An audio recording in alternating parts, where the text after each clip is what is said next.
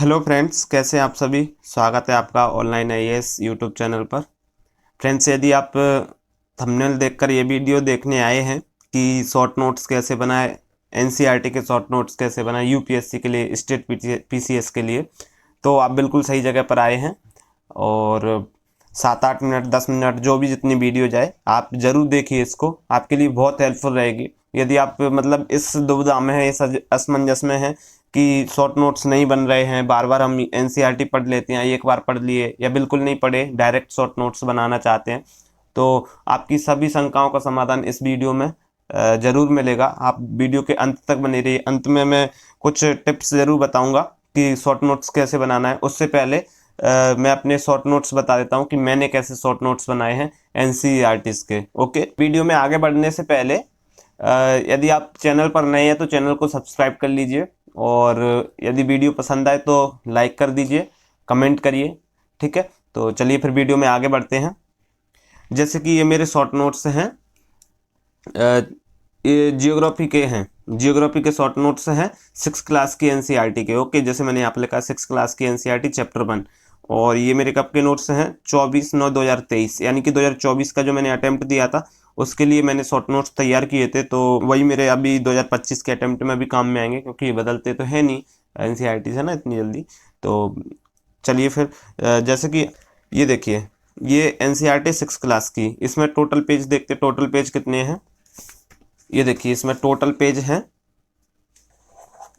कितने, 67 total page है। तो हम इनको शॉर्ट नोट्स में कितने तक लेकर आ सकते हैं, 1 पेज में, 2 पेज में, 4 पेज में, 10 पेज में।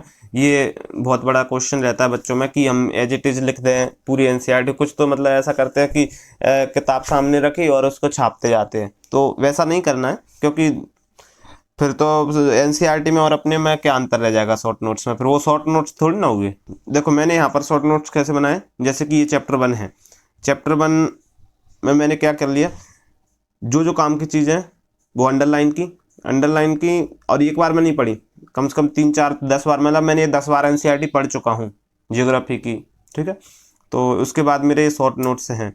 तो मैंने जैसे यहाँ पर लिखा है खगोलीय पिंड, उसके बारे में, सूर्य चंद्रमा तथा वे सभी वस्तुएं जो रात के समय आसमान में चमकती हैं खगोलीय पिंड कहलाती हैं। कुछ बड़े ऐसे गर्म पिंड खगोलीय पिंड होते हैं जो अपनी ऊष्मा में प्रकाश होता है जिनके पास। ठीक है, इन्हें तारा कहते हैं। ठीक है, सूर्य भी एक तारा है जिसमें हीलियम और हाइड्रोजन 2 गैसें हैं। तो ये सभी क्या है, ये एनसीईआरटी में लिखा हुआ है, लेकिन ये कहानी के रूप में लिखा हुआ है, 6 क्लास के बच्चे को समझाने के रूप में लिखा हुआ है। हमें उस लैंग्वेज को फॉलो नहीं करना है ना, और उस पूरे डिस्क्रिप्शन पर नहीं जाना है। हमें अपने काम की चीज़ें निकाल लेनी है कि क्या यूपीएससी में, क्या स्टेट पीसीएस में काम का है, केवल उतना ही हमें निकालना है। तो उसी के लिए हम शॉर्ट नोट्स बनाते हैं। और शॉर्ट नोट्स बनाने का एक कारण ये भी है कि चलो आप अभी तो पढ़ लेंगे, आपके पास टाइम है बहुत सारा, तो आप पढ़ लेंगे, लेकिन जब आप एग्जाम के नज़दीक आएंगे ना, 15-10-20 दिन पहले, तो आप पाएंगे कि पूरी एनसीईआरटी आप बिल्कुल पढ़ ही नहीं सकते। जियोग्राफी की भी एनसीईआरटी है, ठीक है, हिस्ट्री की भी एनसीईआरटी है, इकोनॉमी की भी एनसीईआरटी है, पॉलिटी की भी एनसीईआरटी है। कम से कम ये 3-4 सब्जेक्ट की तो आप पढ़ते ही हैं। तो आप इतनी एनसीईआरटी जब पढ़ेंगे, रिवीजन करेंगे उनका, तो फिर आपके पास अदर्स जो मटेरियल है जो आपने तैयार किया था प्री के लिए, करंट अफेयर्स वगैरह जो सब चीज़ें, तो वो कब पढ़ेंगे, रिवीजन करेंगे। ठीक है, तो इसलिए पूरी एनसीईआरटी हम नहीं पढ़ सकते, रिवीजन नहीं कर सकते उस समय, तो इसलिए फिर शॉर्ट नोट्स की भूमिका बढ़ जाती है। ठीक है, तो जैसे कि देखो, ये मैंने यहाँ पर पूरा, ये देखिए, ये यहाँ पर मैंने पूरा शॉर्ट नोट्स 1 पेज बनाया, यानी पहला चैप्टर जा रहा है 1 पेज तक। ठीक है, ये फिनिश हो गया। ओके, फिर ये यहाँ तक गया, यानी 1 पेज से थोड़ा आगे। फिर इसके बाद में ये सेकंड चैप्टर है। सेकंड चैप्टर जैसे यहाँ से स्टार्ट हुआ, ये पूरा गया सेकंड चैप्टर। ये देखिए यहाँ तक, ये यहाँ तक गया। ठीक है, इसके बाद में ये ख़त्म हो गया इतने में ही, यहाँ तक ख़त्म हो गया ये सेकंड चैप्टर। देखो यहाँ से स्टार्ट हुआ और यहाँ तक गया ये। ठीक है, फिर इसके बाद में ये थर्ड चैप्टर, 1 पेज हो गया अभी अपना, ये थर्ड चैप्टर स्टार्ट हो गया। थर्ड चैप्टर ये चल रहा है अपना, ये देखिए, ये थर्ड चैप्टर है पूरा। इसमें काम का जो फैक्ट था अपना, वो अपन ने निकाल लिया है सारा का सारा। ठीक है, फिर इसके बाद में ये देखो, थर्ड के बाद में सीधा 6 चैप्टर। अब आप कहेंगे कि 4 और 5 कहाँ गया, तो 4 और 5 चैप्टर जो है अपने काम का नहीं है। क्यों? उतना ज़्यादा उसमें है नहीं है कुछ की जो यूपीएससी प्री में पूछ सकता है। जैसे 4 नंबर चैप्टर मानचित्र है, हाँ बेसिक अंडरस्टैंडिंग अगर आपको डेवलप करनी है तो उसके लिए ठीक है आप पढ़ लीजिए, लेकिन वो तो आप पढ़ेंगे ही, पहली बार में तो शॉर्ट नोट्स बनाएंगे नहीं, है ना।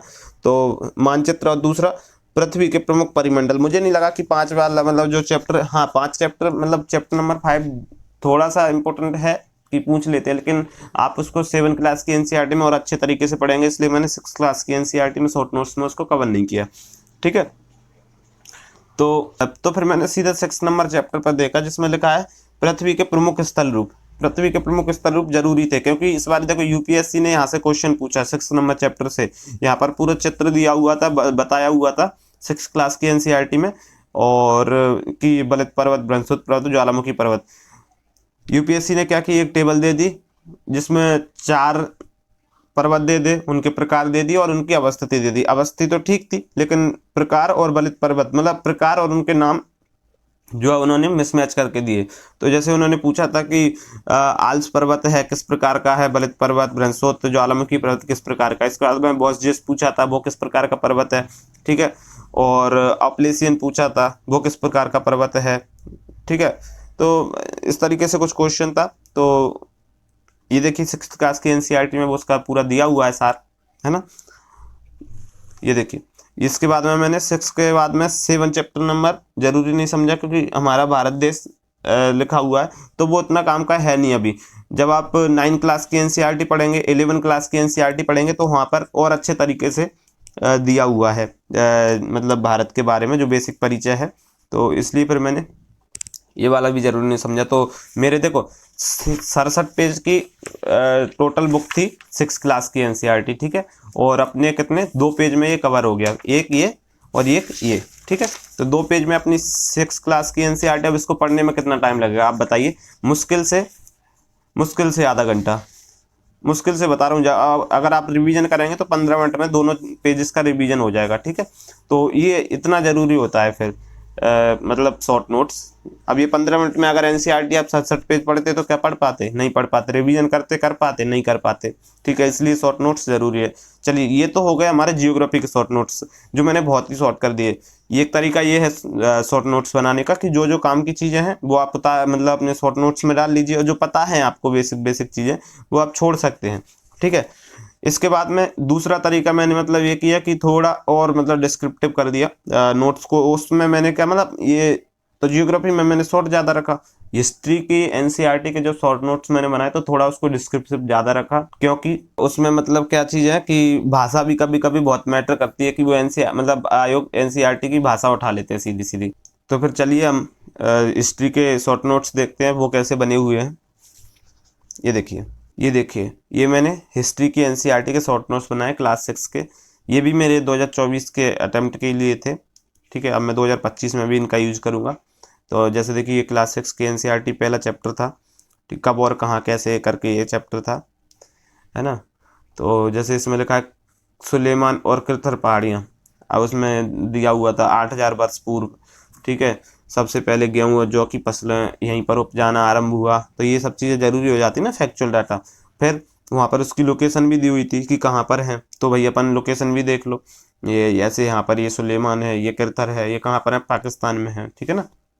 फिर ये दिया हुआ था दक्षिण एशिया, आधुनिक भारत क्या, दक्षिण एशिया क्या क्या है, तो इसमें आधुनिक भारत आता है, पाकिस्तान, ये कहते हैं ना साउथ एशिया, बहुत से टर्म यूज करते हैं कि south Asia, south east Asia, है ना।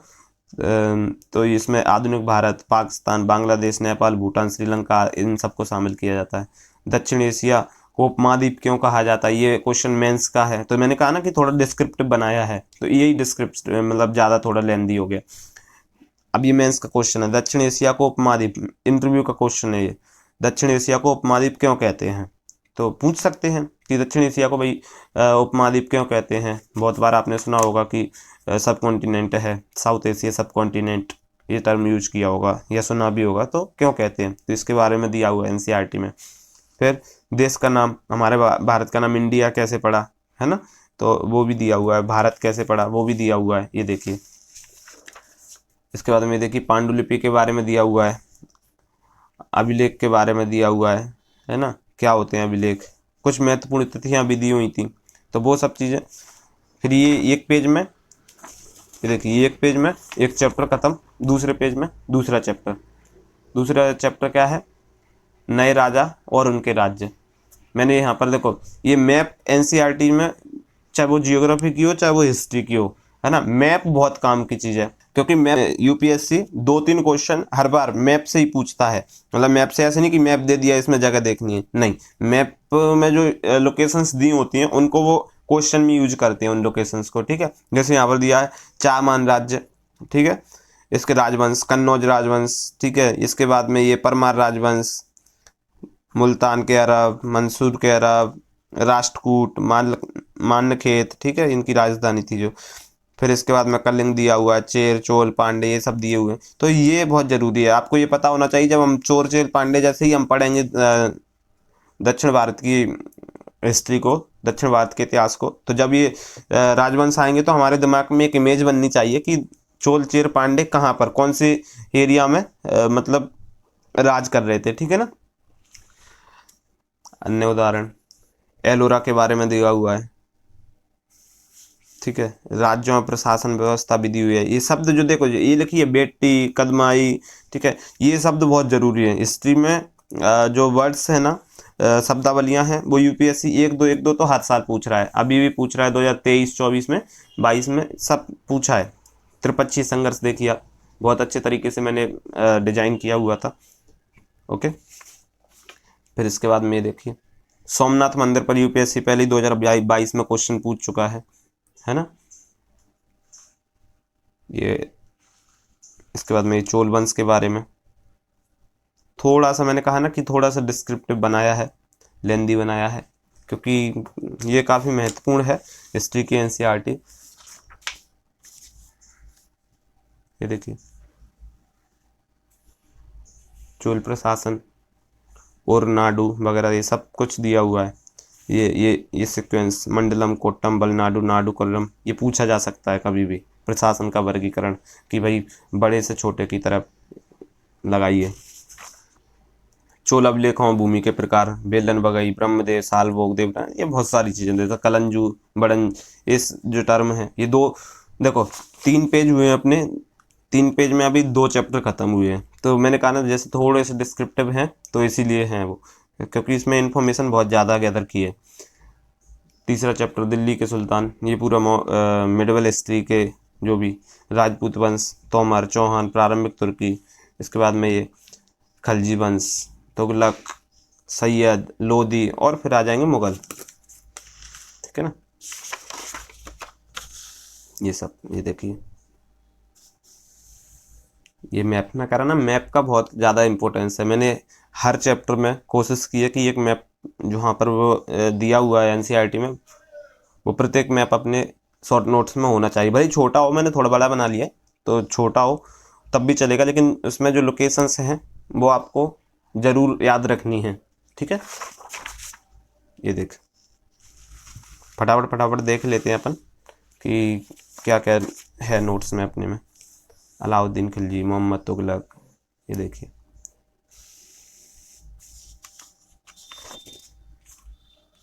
3 चैप्टर खत्म हो गए अपने। इसके बाद में चौथा चैप्टर स्टार्ट हो गया, मुगल साम्राज्य, ठीक है ना। ये देखिए कंप्लीट। आप मुझे ये जरूर बताना कि मतलब आपको कौन सा वाला तरीका अच्छा लगा शॉर्ट नोट्स का, जियोग्राफी वाला या हिस्ट्री वाला, है ना, क्योंकि फिर उस तरीके से मुझे पता चल जाएगा कि ज़्यादातर लोग कौन सा पसंद कर रहे हैं। मुझे तो पता है कि मैं कौन सा मतलब प्रेफर करूँगा, बट आप लोगों की भी मैं मतलब राय जानना चाहता हूँ कि आप लोग कौन सा तरीका ज़्यादा पसंद कर रहे हैं, थोड़ा डिस्क्रिप्टिव वाला या जो केवल हमें पता नहीं ही है जो इम्पोर्टेंट चीज़ें हैं वो वाला। पित्रादुरा वगैरह के बारे में सब में लिखा हुआ, सबके बारे में लिखा हुआ है, ठीक है।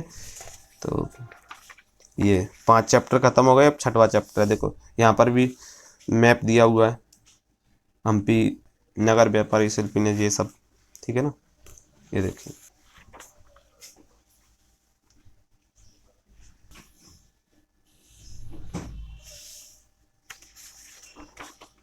देखो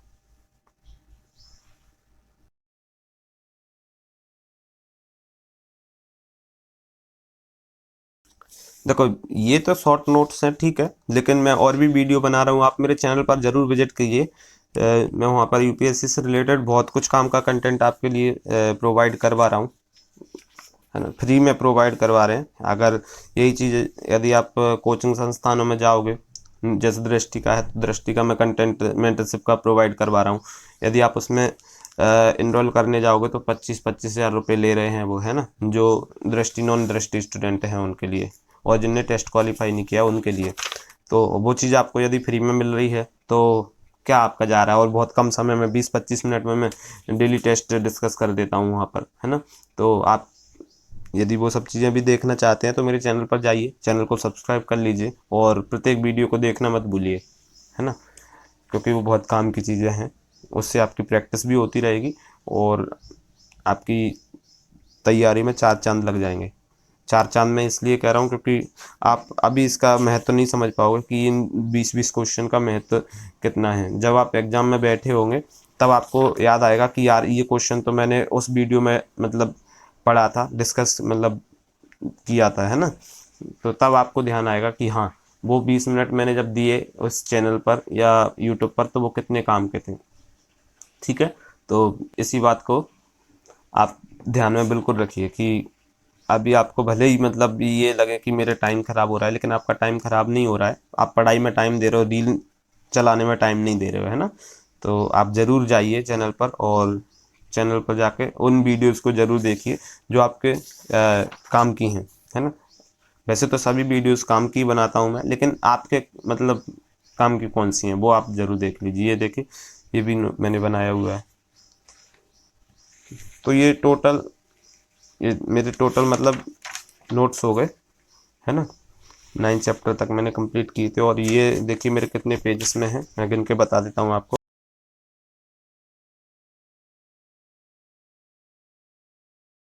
14 पेज में पूरी एनसीईआरटी मतलब 6 क्लास की जो है हिस्ट्री की, उसके नोट्स हो गए अपने कंप्लीट, है ना। तो अगर 14 पेज आपको पढ़ने में ज़्यादा आसानी होगी अपेक्षा कि आपको 80-90 पेज पढ़ने हो, ठीक है ना। तो अब हम देख लेते हैं कि लास्ट में, जैसे मैंने कहा था कि लास्ट में हम कुछ टिप्स डिस्कस करेंगे कि कैसे नोट्स बनाने चाहिए हमें यूपीएससी से, शॉर्ट नोट्स, है ना। तो वो भी देख लेते हैं।